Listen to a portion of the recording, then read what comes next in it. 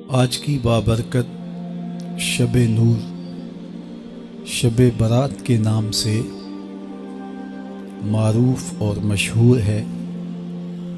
اس بابرکت شب کے دامن میں اتنی برکتیں اور اتنی رحمتیں ہیں کہ اللہ جل شانہ گناہ گاروں کو جہنم کی آگ سے آزاد فرما دیتا ہے۔ یا ایہا الانسان ما غرک بربک الکریم، او بھاگے ہوئے انسان، او غافل انسان، پلٹ کے آجا، تیرا رب بڑا ہی کریم ہے۔ مجھے بتائیے، بھاگنے والوں کو بھی یوں آواز دی جاتی ہے؟ کبھی آپ نے مجرم کا تعاقب کرتے ہوئے پولیس کو دیکھا ہوگا، سخت گیر استاد کو شاگرد کے پیچھے چلتے ہوئے بھاگتے ہوئے دیکھا ہوگا۔ کبھی یہ انداز محبت بھی آپ نے دیکھا ہے کہ جو بغاوت کر کے جا رہا ہے، مالک کی دہلیز چھوڑ کے جا رہا ہے، اس کو مالک کی رحمتیں آواز دے رہی ہیں، او بھاگنے والے آجا پلٹ کے، میں تیرا رب ہوں، دیکھ میرا تیرا رشتہ کتنا گوڑا ہے، اللہ اکبر، کتنا گہرا ربط ہے میرا۔ یا ایہا الانسان، او بھاگنے والے انسان۔ وہ کبھی آپ نے دیکھا ہو کہ کوئی نالائق بیٹا گھر چھوڑ جائے، وہ تو شاید کسی ہوٹل میں برتن مانج کے اپنے پیٹ کی آگ بجھا رہا ہوتا ہے، لیکن ماں کے حلق سے نیچے لقمہ نہیں اترتا، باپ بے چین ہوتا ہے۔ اخبارات میں، ٹیلی ویژن پہ اشتہار چلتے ہیں کہ اس نام کا بیٹا، اس طرح کا لباس، وضع قطع یہ، کہنے سننے کا انداز یہ ہے، اٹھنے بیٹھنے کا سٹائل یہ، اتنے دنوں سے گھر سے گم ہے، اگر کسی کو ملے تو اس نمبر پہ اطلاع کر دیں، اتنا انعام دیں گے۔ اور نیچے لکھا ہوتا ہے نوٹ، اگر وہ خود پڑھ رہا ہو تو وہ واپس آ جائے، اسے کچھ نہیں کہا جائے گا۔ جب میں کبھی بھی اس قبیل کا اشتہار دیکھتا ہوں تو میری نظر پلٹ کے اس آیت پہ آتی ہے، مالک بھی کہہ رہا ہے، او بھاگے ہوئے انسان آجا پلٹ کے، تیرا رب کریم ہے، کچھ نہیں کہے گا، وہ تیرے سارے گناہ معاف کر دے گا۔ ہائے ہائے، گناہ گار کی آنکھ کا پانی اللہ کے غصے کی آگ کو ٹھنڈا کر دیتا ہے۔ التائب من الذنب کمن لا ذنب لہ، گناہ سے توبہ کرنے والا ایسا ہوتا ہے جس طرح اس نے گناہ کیا ہوا ہی نہیں۔ اللہ اکبر۔ بلکہ رسول اللہ صلی اللہ علیہ وسلم نے ارشاد فرمایا ایک مثال کے ساتھ کہ کوئی شخص صحرا کا سفر کر رہا ہو تو راستے میں وہ سستانے کے لیے کسی درخت کے نیچے سو جائے، اس کا سامان، اس کے سفر کا سارا توشہ اس کی سواری پہ تھا، اچانک آنکھ کھلی تو دیکھا کہ سامان نہیں ہے، سواری بھی نہیں ہے۔ وہ دائیں بائیں بھاگا، لیکن اس نے دیکھا کہ سواری کے آثار دکھائی نہیں دیتے، اور صحراؤں میں سواری کا اور سامان خرد و نوش کا ختم ہو جانا سیدھی سیدھی موت ہوتی ہے۔ تو وہ موت کے انتظار میں درخت کے نیچے دوبارہ آ کے لیٹ جاتا ہے، اس کی آنکھ لگ جاتی ہے، پھر اچانک آنکھ کھلتی ہے تو دیکھتا ہے کہ وہ سواری ماں ساز و سامان کے پاس کھڑی ہے۔ تو سواری کیا ملی اس کو؟ زندگی مل گئی۔ تو شدت فرحت سے خوشیوں کے ہجوم میں اتنا درک گیا کہ وہ کہنے لگا، اللہم انت عبدی وانا ربک، اے اللہ تو میرا بندہ اور میں تیرا رب۔ کہنا اس نے یہ تھا کہ تو میرا رب اور میں تیرا بندہ، لیکن خوشیاں اتنی تھی، جب بھی تیری قربت کے امکان نظر آئے ہم اتنے خوش ہوئے کہ پریشان نظر آئے۔ وہ کیا کسی نے کہا نا، کسی کے آنے سے ایسے ہوش اڑے ساقی کے کہ شراب سیخ پہ ڈالی اور بوتل میں کباب، تو کہا کہ اللہم انت عبدی وانا ربک، تو میرا بندہ اور میں تیرا رب۔ تو خوشیوں کے ہجوم میں جو کہنا تھا وہ نہیں کہہ پا رہا، درک گیا۔ تو فرمایا کہ بتاؤ اسے کتنی خوشی ہوئی جب اس کو اونٹ مل گیا اور زندگی مل گئی۔ تو صحابہ نے کہا حضور بہت خوشی ہوئی۔ فرمایا جب کوئی شخص توبہ کرتا ہے تو اللہ اس سے بھی زیادہ خوش ہوتا ہے، وہ اس سے بھی زیادہ راضی ہوتا ہے کہ میرا بندہ پلٹ کے میرے حضور آ گیا۔ اور پھر اگر وہ توبہ کرنے والا جوان ہو تو پھر تو اللہ بہت خوش ہوتا ہے۔ بلکہ رسول کریم نے ارشاد فرمایا، انا حبیب اللہ، میں اللہ کا حبیب ہوں۔ اور پھر فرمایا، الشاب التائب حبیب اللہ، وہ جوان جو جوانی میں توبہ کرے وہ بھی اللہ کا حبیب ہے۔ کتنا بڑا اعزاز ہے۔ تو کہا، او بھاگنے والے آجا پلٹ کے، اس کی رحمتیں آوازیں دے رہی ہیں۔ ویسے اس کی رحمتیں تو ہر دم ہر لہجہ بندے کو پکار رہی ہوتی ہیں، لیکن یہ رتیں اور یہ موسم جس طرح کا موسم آج آپ کو اور مجھے میسر ہے، یہ اس کی رحمتوں کی عمومیت کا اور اس کی رحمتوں کی فراوانی کا موسم ہوتا ہے۔ اور حدیث میں آتا ہے کہ قبیلہ بنو کلب کی بکریوں کے بالوں کے برابر گناہ گاروں کو جہنم کی آگ سے آزاد کر دیا جاتا ہے۔ وہ بد نصیب شخص ہے جو ایسی بابرکت راتوں کے دامن میں بھی حصہ وصول نہیں کر پاتا اور ظلمتوں کا ساتھی رہتا ہے۔ تو رب کی رحمتیں بندے کو پکار رہی، او جانے والے آجا پلٹ کے، تیرا رب بڑا ہی کریم ہے۔ ام المومنین سیدہ طیبہ طاہرہ سیدہ عائشہ صدیقہ رضی اللہ تعالی عنہا فرماتی ہیں، ایک دن میں دیکھا کہ حضور میرے حجرہ میں نہیں ہیں، تو میں حضور کو تلاش کرنے نکلی۔ جنت البقیع میں آسمان کی طرف سر اٹھائے حضور اللہ سے التجائیں کر رہے تھے۔ مجھے دیکھا تو ارشاد فرمایا، عائشہ کیا تم نے یہ سمجھا کہ اللہ کا رسول تم سے زیادتی کرے گا؟ فرماتی ہیں میں نے عرض کی، یا رسول اللہ صلی اللہ علیہ وسلم، میں یہ سمجھا شاید آپ کسی زوجائے محترمہ کے حجرہ میں تشریف لے گئے ہیں۔ فرمایا آج لیلۃ النصف من شعبان، شعبان کی 15ویں رات ہے، درمیانی شب ہے۔ اس رات کو اللہ تعالی جل شانہ آسمان دنیا پہ نزول اجلال فرماتا ہے اور قبیلہ بنو کلب کی بکریوں کے بالوں سے زیادہ لوگوں کو جہنم کی آگ سے آزاد کر دیتا ہے۔ قبیلہ بنو کلب عرب کا بہت بڑا قبیلہ تھا جو بھیڑ بکریاں پالتے تھے اور لاکھوں کی تعداد میں ان کی بکریوں اور بھیڑوں کے ریوڑ تھے۔ تو اس قبیلے کی بکریوں کے بالوں سے بھی زیادہ گناہ گاروں کو جہنم کی آگ سے آزاد کر دیا جاتا ہے۔ تو یہ وہ بابرکت شب رحمت ہے، شب نور ہے، جس کے دامن میں اتنی برکتیں ہیں کہ کوئی محروم نہیں رہتا۔ صرف وہ بد نصیب لوگ جو شرک میں مبتلا ہیں، جو سخت کینہ پرور ہیں، جو قطع رحمی کرتے ہیں، قاتل ہیں، عادی شرابی یا بدکار ہیں، انہیں اس مبارک رات میں محروم رکھا جاتا ہے، ورنہ اللہ کی رحمتوں کا عموم اس بابرکت راتوں میں اس قدر ہوتا ہے کہ کوئی گناہ گار جو اس کے حضور ہاتھ دعا کے لیے اٹھاتا ہے اور اپنا دامن پھیلا کے اس کی رحمتیں مانگتا ہے، اسے محروم نہیں رکھا جاتا، بلکہ اللہ سب گناہ گاروں کو جہنم کی آگ سے آزاد کر دیتا ہے۔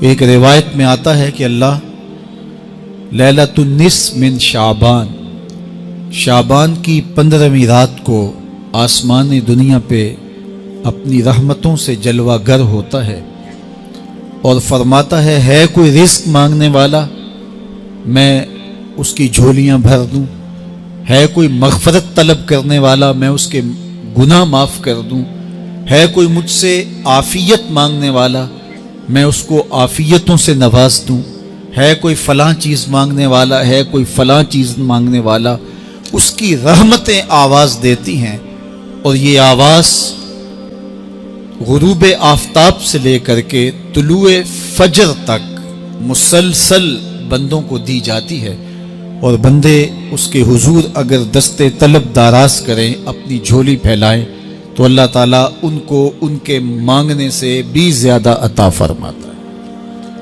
اس امت کو اللہ تعالیٰ نے اس طرح کی راتیں دے کر کے مغفرت، بخشش، غفران اور رحمتوں کی فراوانی نصیب کی ہے۔ میرے حضور نے ارشاد فرمایا، ایک شخص صبح سے لے کے ظہر تک مزدوری کرتا ہے، اس کو ایک قیراط ملتا ہے۔ ایک ظہر سے لے کر عصر تک مزدوری کرتا ہے، اس کا وقت تھوڑا ہے لیکن اس کو بھی ایک قیراط ملتا ہے۔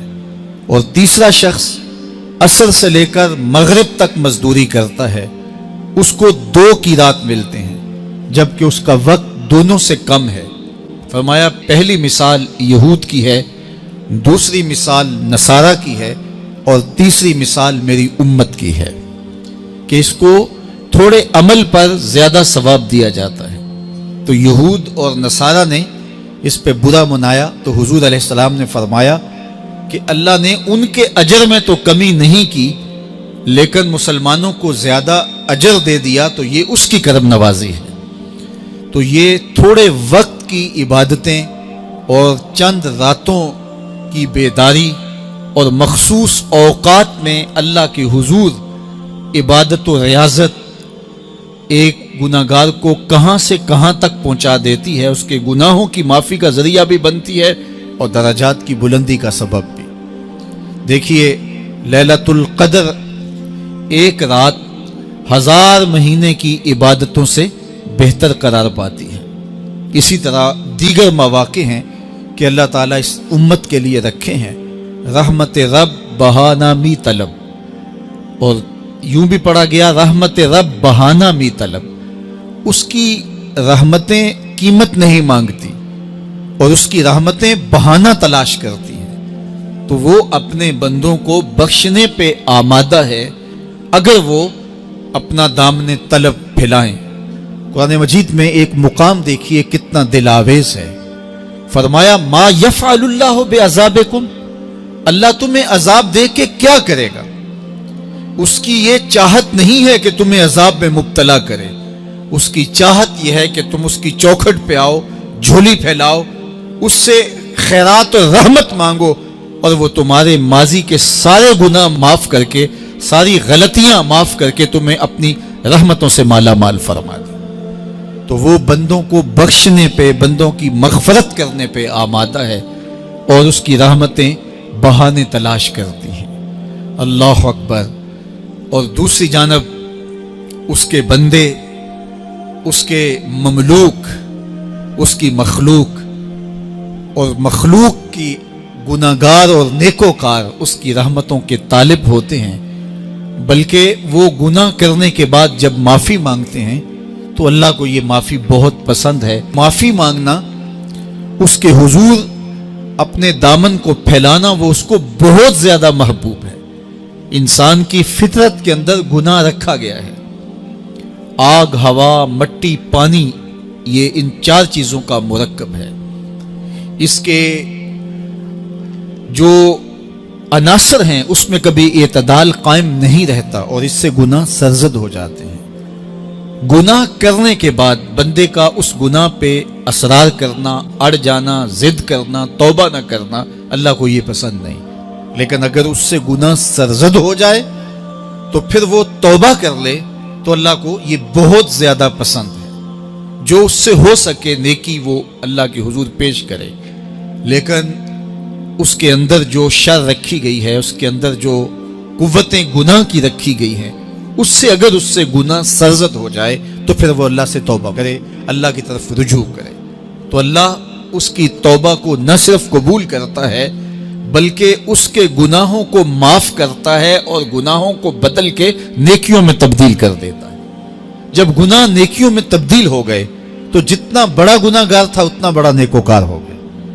حضرت سیدنا عمر رضی اللہ تعالیٰ عنہ بازار میں جا رہے تھے تو ایک شرابی نے ہاتھ میں بوتل پکڑی تھی شراب کی، تو حضرت عمر ہاتھ میں درہ رکھتے تھے اور آپ کا جاہو جلال دیدنیت ہوتا، تو جو ہی حضرت عمر رضی اللہ تعالیٰ عنہ کو اس نے دیکھا تو ڈر گیا اور دل ہی دل میں کہا اے اللہ آج عمر کے قہر سے بچا لے، میں تیری بارگاہ میں سچی توبہ کرتا ہوں، اور جلدی سے شراب کو بغل میں چھپا لیا۔ اتنے میں حضرت عمر سر پہ پہنچ گئے اور گرج کر کڑک کے کہا کہ یہ تیری بغل میں کیا ہے؟ چونکہ اس کو بوتل چھپاتے دیکھا تھا تو وہ ڈر گیا اور ڈرتے ڈرتے کہنے لگا حضرت یہ سرکہ ہے۔ اب تھی تو شراب لیکن ڈرتے ہوئے بولا حضرت سرکہ ہے، تو حضرت عمر نے کہا نکال۔ جب نکالا تو شراب نہیں تھی، واقعی سرکہ بن چکا تھا۔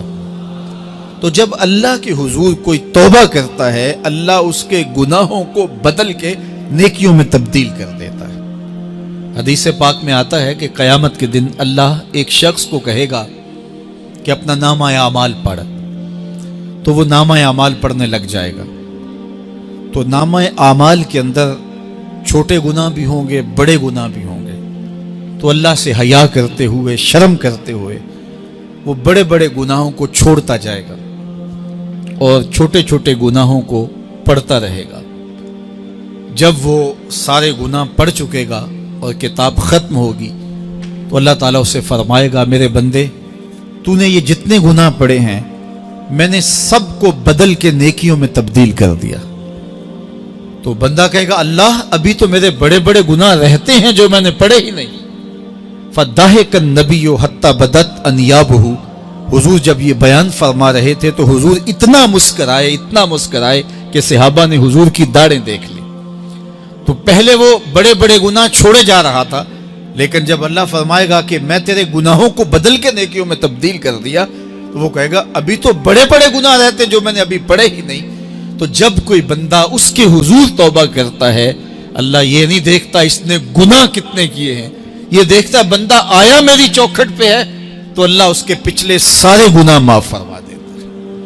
اللہ اکبر. میرے اور آپ کے آقا و مولا نے اللہ کے حضور توبہ کرنے اور اس پر اللہ کی خوشی اور اللہ کی خوشنودی کا ذکر کرتے ہوئے ایک مثال بیان فرمائی کہ ایک شخص صحرا میں سفر کر رہا تھا تو وہ ایک درخت کے نیچے دوپہر کاٹنے کے لیے، سستانے کے لیے رک گیا اور درخت کے ساتھ اپنے اونٹ کو باندھ دیا اور خود لیٹ گیا تاکہ دوپہر کاٹ لوں. تھوڑی دیر کے بعد جب اس کی آنکھ کھلی تو اس نے کیا دیکھا کہ اونٹ ماں ساز و سامان کے ساتھ غائب ہے. اب صحرا میں اونٹ کا گم ہو جانا گویا زندگی چلے جانے کے مترادف ہے. تو اس نے دائیں بائیں بھاگ دوڑ کے دیکھا کہ کہیں اونٹ کا نشان مل جائے، لیکن اونٹ کا نشان نہیں ملا. تا حد نظر کوئی انسانی آبادی نہیں. وہ بھاگا اور تھک ہار کے دوبارہ اسی درخت کے نیچے بیٹھ گیا اور پیاس سے ہلکان ہوا جا رہا تھا اور درخت کے ساتھ ٹیک لگا کے لیٹ گیا اور موت کا انتظار کرنے لگا. جن لوگوں نے صحرا کا سفر کیا ہے ان کو اس بات کا اندازہ ہوگا کہ کئی 100 میل تک انسانی آبادی ہی نہیں. اب نہ کچھ کھانے کے لیے بچا، نہ کچھ پینے کے لیے بچا. اونٹ بھی غائب ہو گیا، توشا بھی ساتھ ہی چلا گیا. تو اب ظاہر ہے سیدھی موت ہی نظر آ رہی ہے. تو وہ اس درخت کے ساتھ ٹیک لگا کے بیٹھ جاتا ہے اور موت کا منتظر ہوتا ہے. تھوڑی دیر کے بعد پھر اس کی دوبارہ آنکھ لگ جاتی ہے. جب دوبارہ آنکھ لگتی ہے تو تھوڑی دیر بعد پھر آنکھ کھلتی ہے. جب دوبارہ آنکھ کھلتی ہے تو دیکھتا ہے کہ اونٹ جو گما تھا ماں ساز و سامان کے اس کے پاس کھڑا ہے. تو صحرا میں اس حالت میں اونٹ کا مل جانا زندگی مل جانے کے مترادف ہے. تو وہ اتنا خوش ہوا کہ خوشی کی انتہا نہ رہی، بلکہ مسرتوں کے ہجوم میں درک گیا اور کہنے کیا لگا، اللہم انت عبدی وانا ربک. اے اللہ تو میرا بندہ اور میں تیرا رب.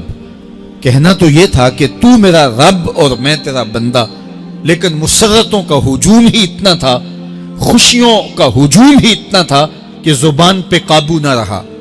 کسی کے آنے سے ایسے ہوش اڑے ساقی کے، شراب سیخ پہ ڈالی اور بوتل میں کباب. کہنا یہ تھا اللہم انت ربی وانا عبدک، لیکن اس قدر خوش ہوا جب بھی تیری قربت کے امکان نظر آئے ہم اتنے خوش ہوئے کہ پریشان نظر آئے. تو کہنا یہ تھا کہ اے اللہ تو میرا رب اور میں تیرا بندہ، لیکن خوشیوں کے ہجوم میں وہ کہتا ہے اللہم انت عبدی وانا ربک. اے اللہ تو میرا بندہ اور میں تیرا رب. حضور یہ بات بیان کرنے کے بعد صحابہ سے پوچھتے ہیں کہ ذرا بتاؤ اس بندے کو کتنی خوشی ہوئی کہ خوشی میں زبان بھی قابو نہ رہی اور اپنے آپ پہ کنٹرول نہ رہا، اور خوشیوں کے ہجوم میں اسے یہ بھی پتہ نہیں چل رہا کہ وہ کیا بول رہا ہے. تو صحابہ نے عرض کی حضور بہت زیادہ اسے خوشی ہوئی.